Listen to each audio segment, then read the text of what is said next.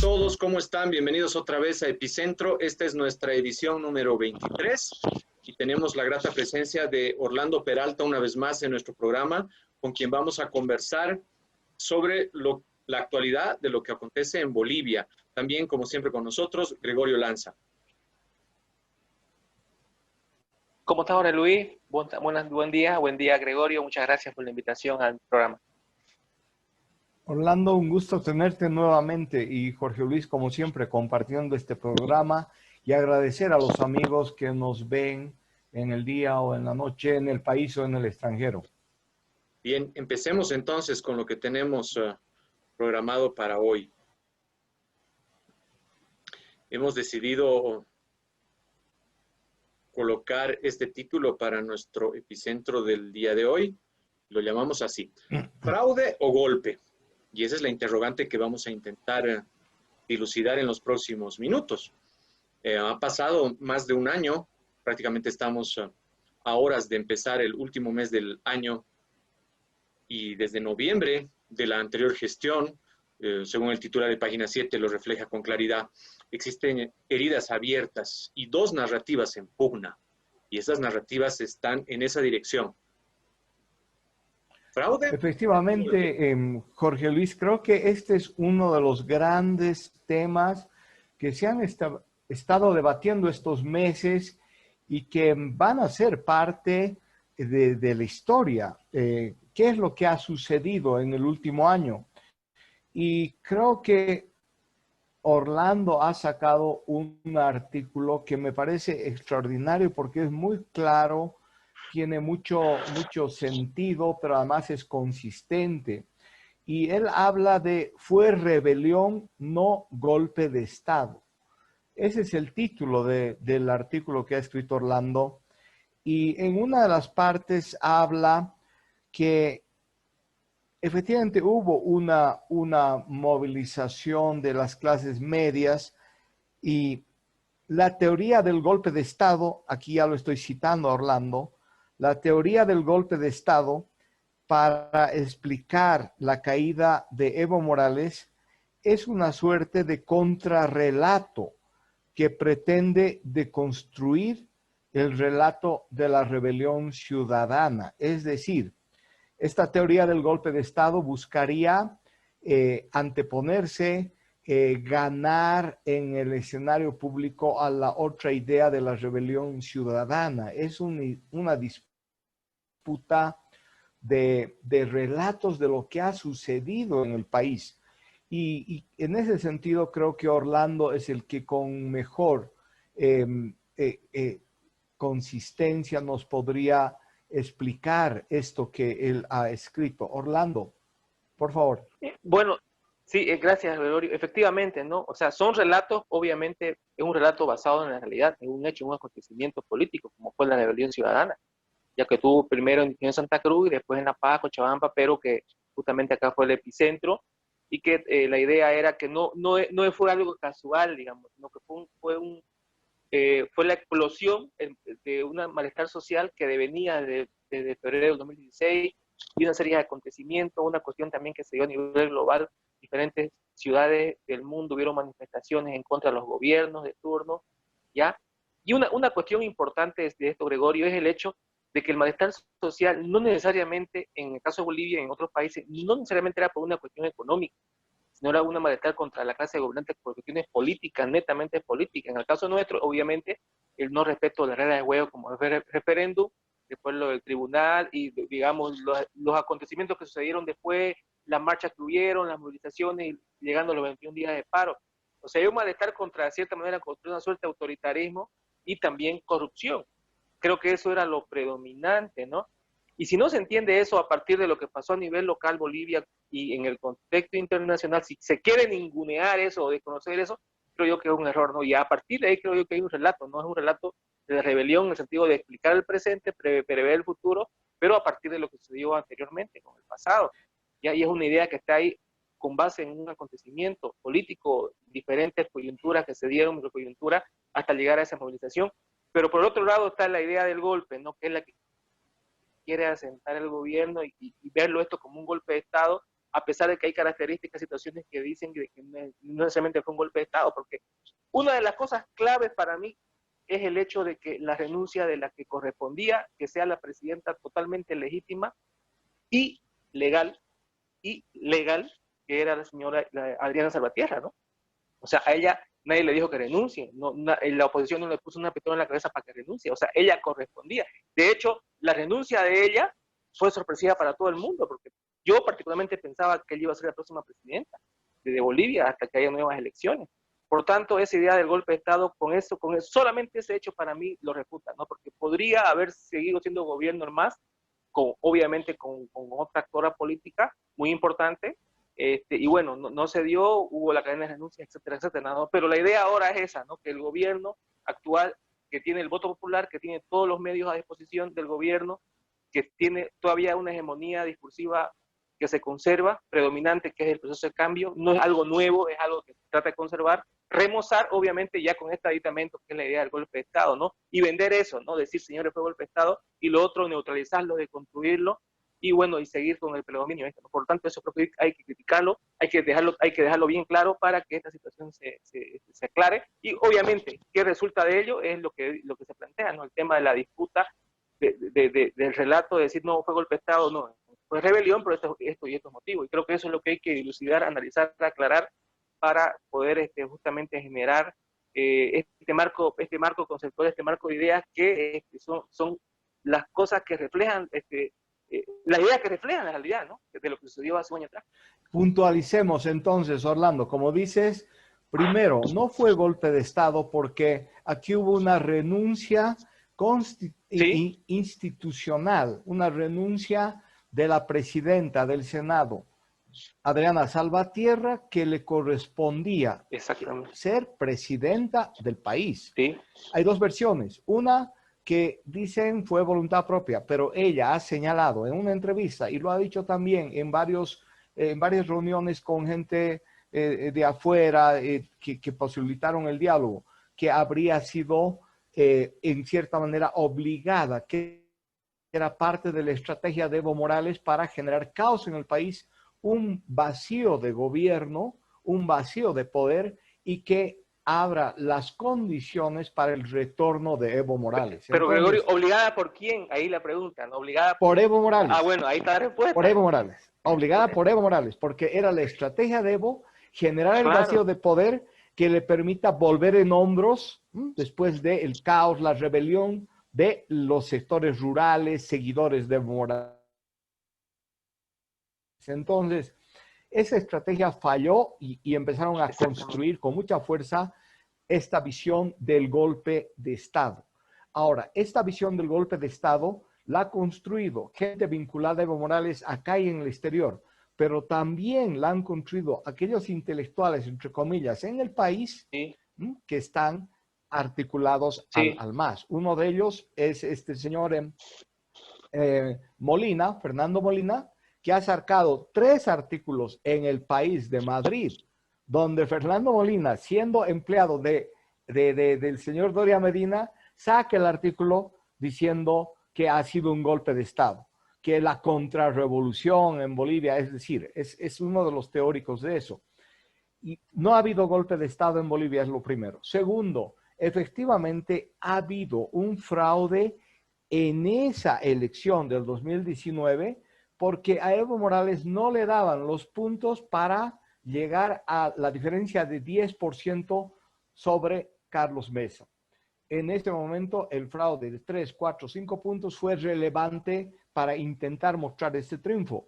Las auditorías que se han hecho, pedidas por Evo Morales, han revelado que hubieron una serie de anormalidades, además de haberse realizado todo un proceso anterior, nombramiento de vocales de la Corte, gente ligada, vinculada, funcional al MAS. Se ha generado votos y articulación con notarios y la gente en las zonas rurales donde no hay control electoral de la oposición. Entonces, ha habido una serie de hechos que tienen la cereza en la torta con el tema de la modificación en el conteo rápido y la existencia de un otro servidor que también ha sido probado y señalado por las declaraciones de la propia gente del MAS. Entonces, ha habido fraude, no ha habido golpe de Estado, y lo que efectivamente está ayudando a que este debate sea, para plantearlo de esa manera, ganado por el MAS, es la incapacidad de la oposición. Y tú también señalas de alguna manera en el artículo, la oposición ha jugado tan mal sus fichas, no tiene portavoces consistentes, no tiene un relato consistente de lo que ha sucedido y se pierden minucias de tal manera que al final se va imponiendo este criterio. Antes de que Orlando nos dé un pantallazo más, Jorge Luis, ¿cuál es tu criterio sobre todo esto? Sí, la pregunta iría hacia Orlando con relación a lo que está planteando. ¿Cuál en definitiva sería la intencionalidad de promover este discurso, esta narrativa del golpe de Estado en Bolivia? ¿Hacia dónde apuntaría el MAS y todos sus adeptos con relación a este tema? Porque pareciera que intentan dirigir la atención con una intencionalidad muy clara. Ese sería mi cuestionamiento. Bueno, yo creo que es la idea de contener, de conservar su hegemonía discursiva, ¿no? O justamente todo lo que ellos han construido durante los últimos 10, 15 años en el tema del discurso político que ha sido predominante, ha sido hegemónico, ahora lo están remozando con esta idea de golpe de Estado y justamente neutralizar, ¿no? Y aquí hay un problema bien complicado, Jorge Luis. Interesante tu pregunta, ¿por qué? Porque ellos con la teoría del golpe de Estado quieren englobar a todos, a vos, a mí, a Gregorio, digamos, a todos, por dar un nombre, ¿no? Ah, no, son los golpistas, sin diferenciar, porque una de las cosas que uno tiene que hacer siempre es diferenciar, ¿no? En esto del análisis político o sociológico, lo que sea. Eso creo que una de las cuestiones es saber diferenciar. No se puede mezclar a los que gobernaron el gobierno interino con los que candidatearon y que perdieron y con la gente que está de acuerdo con la idea que fue rebelión, que fue parte de la rebelión, que no tiene nada que ver con el gobierno interino, ni tiene nada que ver con los candidatos que participaron y que fracasaron hace un mes atrás en las elecciones. O sea, la oposición es un campo bien heterogéneo, la oposición al MAS es un campo bien heterogéneo, ¿ya? O que no necesariamente es oposición al MAS, o que difiere con todas las candidaturas, también que no le interesa, que es escéptico con todas las candidaturas, en mi caso, digamos, ¿no? Yo soy escéptico con todas las candidaturas de proyectos políticos, o sea, no creo nada ahorita, en este momento. Estoy totalmente decepcionado. Pero con la idea de golpe de Estado pretenden ellos englobar y decir nosotros versus ellos. Por ejemplo, esa palabra pititas, por ejemplo, ¿no? Los pititas, para todo acusar a los pititas, son los pititas, pero no es así, o sea, eso es el simplismo, ¿no? La dicotomía fácil de decir nosotros los buenos contra ellos los malos, los que golpearon hace un año atrás. Y creo yo que por ahí va la figura, ¿no? Tratar de imponer, de generar ese sentido común, ¿ya? Y que cualquier cosa que sea crítico al gobierno, porque todo gobierno va a tener fallas, o sea, no es algo, no es que no va a tener fallas, y va a haber un momento que necesita hacer una crítica y va a ser constructiva, pero una forma de decir, no, ¿qué hablas vos si fuiste golpista? Y creo yo que ese es el peligro, ¿no? Que tener las voces embargadas de solamente neutralizarlo, decir, no, usted no tiene moral para hablar porque usted fue un golpista, ¿no? Y esa creo que es la idea en modo general para poder tener durante los próximos 5 años de gobierno, ¿no? Poder englobar a todos, meter a la misma voz. Sí. Y es lo que se llama construir al enemigo. Y creo que sí. en eso el MAS ha sido experto sí. en esta teoría de construir al enemigo, de meter a todos en la misma bolsa, mostrar como los herejes, los racistas, los que van contra los indios, la victimización de ellos. Y esta idea de mostrar al enemigo juntamente a una actitud tremendamente agresiva es lo que debemos tomar nota en el país. Se está intentando imponer, no a partir de la visión del propio Arce, aunque a veces habla de golpe, no a partir de la visión de Choquehuanca, sino a partir de esta visión de enfrentamiento, esta visión agresiva que tiene Evo Morales. Y eso es lo que creo debemos señalarlo y decir el peligro de todo este proceso que se ha abierto. Del triunfo electoral, aunque uno no coincida con Arce y Catacora, y Choquehuanca, es que se está intentando imponer en el país esta otra visión, que es la visión del enfrentamiento, que es la visión agresiva de eliminar al enemigo. Y por eso, como vamos a ver al final en una de las caricaturas, nuevamente está volviendo el revanchismo, querer meter a todos a la cárcel, señalar que todos son parte de ese proceso, y eso es muy grave para el país. Y yo creo que el clarificar de la manera que lo ha hecho Orlando, de una manera muy precisa este tema, nos ayuda, y creo que es parte del debate hacia adelante. Si no hay nada más, Jorge Luis, avancemos con Sí, lo que tenemos. un breve apunte así preciso para los dos. Podríamos decir que se están buscando cabezas de turco. Podríamos decir que el masismo está con la intencionalidad de empalar a estos responsables o a estos enemigos que ellos consideran en este escenario, en esta nueva narrativa. Evidentemente, ¿no? Hay, por ejemplo, el caso Murillo y el caso del señor que fue ministro de gobierno, ¿no? Y entre otros actores, yo creo que sí, van a estar identificando personajes específicos para tenerlos ahí, ¿no? Bueno, en algunos casos se lo han ganado también la motivación, ¿no? Porque también el gobierno interino también tuvo una violencia discursiva, si vale el término, que fue fuerte, fueron arbitrarios, quisieron imponer, fueron torpes, por tanto, creo yo que es una cuestión de una reacción de esperar, ¿no? No es nada que nos sorprenda tampoco, o sea, no es que uno se tenga que sorprender por lo que está sucediendo ahora, porque es parte, el problema es que es un círculo vicioso, ¿no? Otro momento llegará, seguramente el MAS no va a ser el gobierno toda la vida, quizá venga otro gobierno y también corremos el riesgo de que sea un gobierno también que esté con sed de venganza con el MAS. O sea, es una cuestión de que nosotros contra ellos contra nosotros, esa lógica discutiva. Y una palabra que estamos utilizando, Jorge Luis Gregorio, es el tema de enemigo, ¿no? A diferencia de la palabra adversario, o sea, no vemos como enemigos, no se ven como enemigos, no se ven como adversarios, se ven como enemigos a destruir, porque el adversario se respeta, ¿no? El adversario político, que todos lo vamos a tener, pero aquí la connotación de la palabra enemigo es más fuerte, es más contundente, más marcadora de fronteras, ¿no? Diferenciadora, y eso también es complicado para la democracia como concepto de pluralidad. Exactamente. Con el contrincante se discute, se debate, se Claro, decide en las urnas. Al enemigo exactamente. se lo elimina. Al Sí, enemigo se lo elimina. Esta es la visión que está y eso es volviendo a peligroso, ¿no? incorporar Evo Morales en toda la discusión política Y y eso es en el debate, peligroso, ¿no? Sigue siendo y es peligroso. peligrosísimo.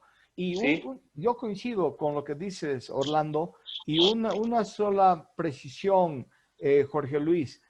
Yo no diría es el masismo que está implementando esta política. Hay que diferenciar hoy en día muy claramente. En el masismo hay corrientes renovadoras, hay corrientes dialogantes, y hay una corriente peligrosa, extremadamente sí. peligrosa para el país, que es el Evo y el evismo, ¿no? Este conjunto y los cortesanos alrededor de Evo y sus fuerzas radicales que están buscando copar espacios y llevar nuevamente al país a un proceso de enfrentamientos. Eso creo es peligroso. Y dicho esto, podemos pasar al segundo bloque, Jorge Luis. Sí, este tema es muy interesante, ¿no? Pero pasemos a otro bloque, es muy apasionante. Sí, continuemos con lo que tenemos preparado para revisando hoy el otro gran tema que nosotros hemos distinguido en esta semana. Son los incidentes en dos ministerios donde se han desatado amplias críticas. El primero de ellos, ¿no? Relacionado en el Ministerio de Desarrollo Rural y Tierras, donde se había nombrado a la esposa del ministro como jefe de gabinete. Y la señora Fabiola Gutiérrez terminó renunciando, dejando ese cargo, pero dejó todo ese marco de incertidumbre, de duda, que por otro lado algunas corrientes de opinión apoyaban, otros no. Sin embargo, el ministro de Desarrollo Rural fue muy claro cuando decía que ella era su esposa meses antes. Y el otro episodio relacionado en el Ministerio de Gobierno, donde de la cuenta oficial del Ministerio de Gobierno, ¿no? Un tuit hizo un ataque directo a nada más y nada menos que Bacopa, cuando existía una noticia que salía desde ATV Digital que mencionaba un episodio entre Bacopa y el ministro Murillo. Esos son los dos grandes temas que surgieron con relación a ambos ministerios también en esta semana. Si yo quiero detenerme en este segundo punto, efectivamente, frente a lo que había sido una amenaza de Murillo a Eva Copa, y que Eva Copa la denunció, salió paradójicamente, dirán algunos, de una manera increíble, dirán otros, salió desde la cuenta del Ministerio de Gobierno un comentario que tiene dos aristas muy serias. La primera, que se puede conectar con este tema de la visión de violencia, de construir al enemigo, de enfrentamiento, de aniquilar al enemigo. Y es que habiendo una disputa, una diferencia entre Eva Copa y el ministro de Gobierno, salió ahora en la cuenta del Ministerio de Gobierno, salió una declaración donde dice, y la perra siguió. Terrible. O sea, la perra siguió. Está refiriéndose a Eva Copa, ¿no? Que a pesar que el ministro Murillo le dijo, oye, yo soy el ministro de Gobierno, y la otra siguió machacándolo al hombre, siguió molestándolo a Murillo. Y sale esa cuenta que tiene esta connotación de violencia. Y el segundo tema, que ha sido una tónica de Evo Morales, y es esta visión patriarcal, machista, misógena. Esa palabra, que ya no la voy a volver a repetir, está reflejando esto. Y no sé, Orlando, si es en este sentido, tanto de la violencia, del problema del enemigo, no el contrincante. O sea que ahora, de alguna gente en el Ministerio de Gobierno, por lo menos, Eva Copa es su enemiga, que hay que eliminarla, tratarla con ese tipo de palabras y esa agresividad, y que va con esta visión de eliminar al enemigo. Ese es un aspecto, y el otro, este tema de la visión patriarcal, misógena, que ha reforzado Evo Morales en sus 13 años de gobierno. No sé cómo lo ves este tema, Orlando. No, eso es algo, es un síntoma, ¿no? Y no solamente en ellos, también acá en actores locales se ve en Santa Cruz, es una cuestión global, ¿no? Pero que es parte de, digamos, ¿no? Por eso es que ha sido enfático Arce Catacora en el tema habla del patriarcado y de la colonización, de construirla, ¿no? Trabajar contra ello, porque justamente esta forma de pensar, ¿no? Esta violencia discursiva, por ejemplo, en el caso de Murillo, ¿no? O sea, no es algo que sea sorprendente, no es algo casual, sino que es parte de su estructura mental, ya, de hablar de esa manera, y ya bueno, en condición de autoridad lo dijo y salió a lo público, pero no creo que sea algo que, a mí me parece que es algo recurrente en él, digamos, ¿no? Por lo que uno lo escucha hablar y la forma en cómo se enfrenta a la gente, que deja mucho que desear, ¿no? Pero eso justamente es parte de la cultura política machista que hay en Bolivia y que justamente lo que hay que criticar, hay que construir, hay que trabajar, ¿no? Para que esto se pueda superar, porque justamente la que sale afectada es la mujer, ¿no? Yo tengo 2 hijas chicas, no quisiera yo que nunca se refieran así hacia ellas, ¿no? Por tanto, es una causa común, creo yo, esto, de poder tener cuidado de construir y de justamente no dejar que esto siga reproduciéndose, ¿no? Ser crítico, tajantes, taxativos con estas situaciones así que se dan a nivel nacional como también a nivel local, ¿no? Con actores políticos, inclusive hasta con otras personalidades, ¿no? Porque ese machismo Y creo que está en la recogemos, mente. exactamente, y recogemos lo que dices y le tomamos la palabra al presidente Arce Catacora, porque hay que relevar y tomar Sí, la palabra de las cosas buenas sí, o lo bueno que dice. exactamente. Y efectivamente Arce Sí, Catacora ha señalado con mucha fuerza, sí, y yo confío también en la ministra de la Presidencia, que creo que es una mujer comprometida con los temas de género y la defensa de la exactamente. mujer.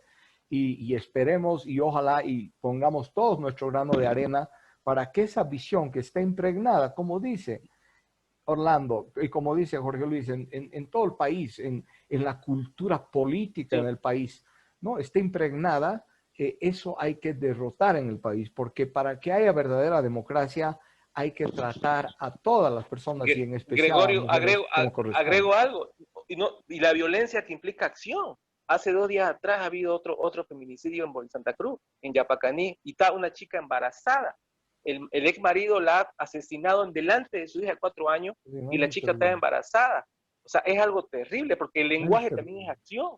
Y eso es lo preocupante, ¿no? Que se da, digamos, ¿no? Claro, aceptamos el lenguaje, pero eso también implica violencia, porque es una predisposición para actuar en consecuencia. Por tanto, eso es lo que hay que trabajar, ¿no? Y como usted decía, Gregorio, hay que tomar la palabra al presidente y a la ministra Prada, ¿no? Que ellas tienen que realmente hagan un trabajo, una cruzada contra esta cultura política predominante. De acuerdo. En el primer caso, evidentemente, observamos con el caso del ministro Cáceres el tema de nepotismo involucrado, ¿no? En lo que ustedes estaban también comentando. Y en el último caso, en el caso de Eva Copa versus el ministro de Gobierno de Castillo, no tenemos que olvidar tampoco que Eva Copa le inició un proceso al actual ministro de Gobierno, que todavía estaría vigente y que Eva Copa ha mencionado que lo va a mantener y va a seguir adelante. Entonces, eso marcaría también, ¿no?, un antecedente como para tomar en cuenta en esta situación de misoginia. Y por otro lado, recuerden también que Eva Copa está como una de las potenciales candidatas para ir por el MAS en la alcaldía del Alto, que pareciera que cada vez se va difuminando más. Jorge Luis, una pregunta que no tengo conocimiento. El caso de Eva Copa con el ministro Castillo, ¿a qué se refiere? ¿Cuál es la causa del proceso? Claro. El problema que tuvo Eva Copa con el ministro Castillo. Está relacionado con la actitud que tuvo Castillo cuando era el oficial mayor del Senado, que quedaba cuando renuncia la senadora Salvatierra. Castillo era el funcionario dependiente de la senadora Salvatierra. Cuando la senadora Salvatierra se va, entonces queda Castillo. Y como él manejaba todos los mecanismos administrativos burocráticos, Eva Copa lo denuncia que le bloqueaba el trabajo y que sistemáticamente trataba de sabotear el trabajo de Eva Copa y con una actitud de acoso y sexismo. O sea que era una pugna interna en el MAS durante el gobierno interino. Exactamente, era una pugna interna en el MAS. Agresiones psicológicas, ¿no? Era el tema central, agresiones psicológicas. Exactamente. Y ahora sale esa acusación, ese insulto a Eva Copa, sale desde la cuenta del Ministerio de Gobierno, que en realidad, bien que vuelven a tocar, porque deberíamos exigir a las bancadas de oposición y al propio ministro que descubra en su ministerio quién ha hecho ese tuit, señalando que la perra sigue. Disculpe la pregunta. Eso estaba confundido. No fue el ministro de Gobierno anterior, fue el que de la perra sigue. Fue desde el Twitter que sale del Ministerio de Gobierno. De la cuenta oficial del Ministerio de Gobierno. Pero era el ministro de Gobierno Murillo todavía. No. El ministro actual. Yo estaba confundido. Pensé que era con el ministro Murillo, porque ustedes hablaron de Murillo. No sabía que era el terrible. Entonces, es una pugna. O sea, ellos reflejaban ya una pugna interna dentro del MAS antes que ganarse Catacora. Y se ha vuelto a poner en vigencia entonces, porque estamos hablando del gobierno interino y ahora nuevamente vuelve a resurgir la pugna. Efectivamente, de una forma grosera, brutal, ¿no? Y deberíamos pedirle al ministro de Gobierno que también hay que tomarle su discurso del diálogo, de la transparencia, que encuentre a aquel señor que ha puesto desde una cuenta del Ministerio de Gobierno esas palabras soeces y amenazantes contra Eva Copa. Sí, y la respuesta ya salió, ¿no, Gregorio? Que se ha manipulado la cuenta del Ministerio de Gobierno, la cuenta de Twitter. Bueno. Sigamos. Nos vamos al bloque 3, que es el último bloque que tenemos preparado con relación a nuestro programa de hoy. Y claro, otro de los grandes temas ha sido ¿no? El acoso y en el que se ha sentido Casimira Lema en la sesión de los peritos, de los expertos de la CIDH, cuando él estaba explicando el caso del que fue afectada el año pasado con relación a la quema de su vivienda y le gritaban golpista mientras ella tomaba uso de la palabra en esta asamblea, ¿no? Bueno, acá está puesto en cuestión, en principio, la eficiencia a veces de algunos procesos que implementa este tipo de comisiones, porque no se tomaron las previsiones del caso para evitar que Casimira Lema, que le habían quemado la casa, que había sufrido una violencia criminal durante todo el periodo de los enfrentamientos en octubre del año pasado, sea nuevamente agredida, revictimizada. Y entonces ahí deberían haberse tomado los recaudos del caso para que las declaraciones de Casimira Lema sean con la comisión aparte de las otras declaraciones o con la presencia de gente que hace lobby o va a hacer barra. Ese es un aspecto que se debe tomar en estos casos, se debe tomar en cuenta y que creo que, y esperemos, la comisión actúe tal como está prometiendo al país. Está señalando que no va a tomar partido por nadie, que su análisis es de vulneración de derechos humanos y que esa vulneración puede ser contra blancos, negros, amarillos, rojos y que todas esas vulneraciones van a ser tomadas en cuenta, que eso es lo que corresponde. Tampoco se va a pronunciar si hubo golpe, no hubo golpe, fue una rebelión urbana y en ese sentido, ojalá que se tomen las previsiones del caso hacia adelante. Pero yo quiero conectar esto para ampliar el debate sobre estos temas de justicia, porque al final derechos humanos es justicia, con otro tema que está ingresando con mucha fuerza en la agenda del país y es la decisión del gobierno del presidente Arce de reformar la justicia.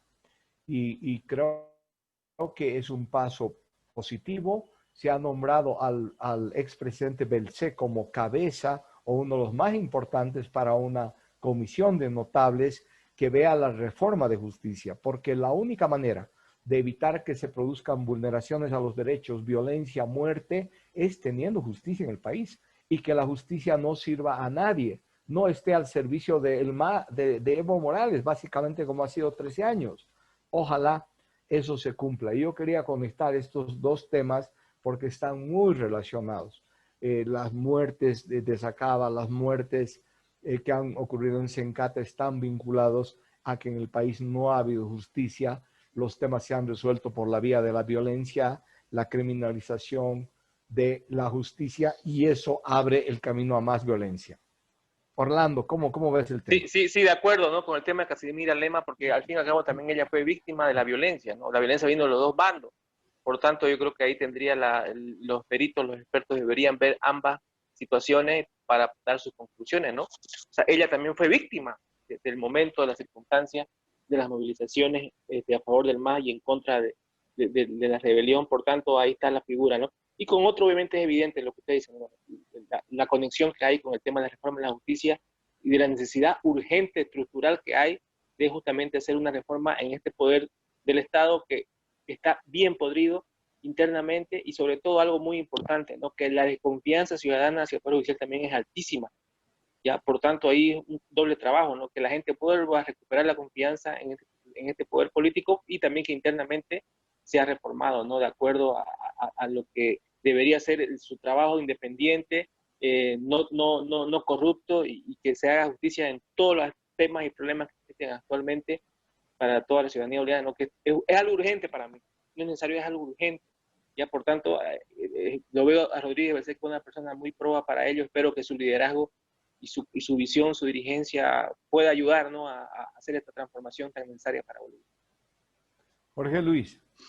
Sí, Orlando, Gregorio, pero recuerden que también con anterioridad, ya en la época del MAS, en años pasados, se convocó a innumerables cumbres de todo tipo, no solamente de justicia.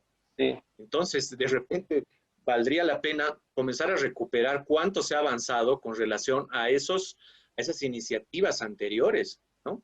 Porque si vamos a llamar cada vez a cumbres, una y otra vez que sabemos que pueden ser importantes, interesantes, y no perdemos el optimismo de que las cosas se modifiquen, nunca vamos a lograr resultados efectivos.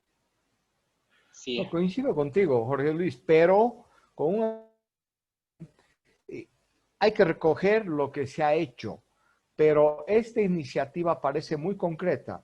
Hay que reformar la Constitución, es una reforma parcial y para eso se está llamando a una cumbre de notables donde está Belcé, que es una figura proba, más allá que en su momento ha sido funcionario en el Servicio Exterior de Morales.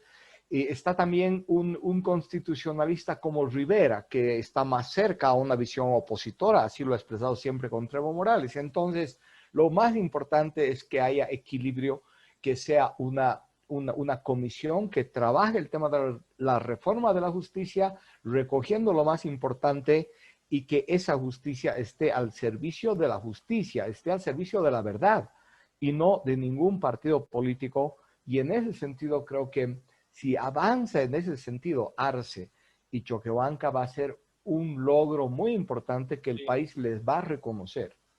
Sí, de acuerdo. Disculpe, desconocía que hubiera estado también José Antonio, el cochabambino, ¿no? El constitucionalista. Sí, Y es una persona también, y que es crítico con el MAS. Por tanto, si incluyen a él como un profesional, o sea, eso ya es una buena señal, ¿no? De que las cosas se quieren hacer en serio. Efectivamente. Bien, finalmente, como siempre, en nuestro espacio revisamos las caricaturas que han sido prolíficas esta semana. La producción artística, como siempre, de nuestros principales caricaturistas nos provoca mucho en nuestro programa, y tenemos aquí la primera que rescatamos del deber, ¿no? Donde hace mención al episodio en el que se ha visto involucrado Rolando Aguilera cuando le han lanzado un huevo, ¿no? Y la caricatura es muy expresiva y dice, hay una nueva versión de preparar un huevo, sería el huevo a la Rolly, y ahí ven ustedes, un huevo estrellado que tiene la silueta precisamente de Rolly Aguilera. Esta otra caricatura que la saca recientemente Javier Menchaca, nos muestra al actual presidente Arce, ¿no? En esta silla, que miren ustedes, pareciera que fuera demasiado grande para él, pero además se lo ve compungido, preocupado, y luciendo una casaca, una chompa, que es la que identificaría a Evo Morales, ¿no? Entonces, esta caricatura también deja mucho para pensar, para dilucidar lo que muchas corrientes de opinión están relacionando con relación al rol actual del presidente Arce. Y esta última que rescatamos del arte, ¿no? de las caricaturas que realiza Abecor, ¿no? Y habla sobre la persecución política y la gran malla de color azul, mientras el involucrado estaría declarando a los medios que no es persecución política, y que de alguna otra forma también refleja lo que vivimos, según el artista, según Abecor, en estos tiempos en Bolivia. Bueno, esto ha sido todo por hoy. Gracias por acompañarnos una vez más. Nos estaremos encontrando en 7 días para revisar la actualidad de lo que pasa en Bolivia. Gracias, Orlando. Gracias, Gregorio. Gracias, Jorge Luis. Gracias, Gregorio. Un saludo a la audiencia.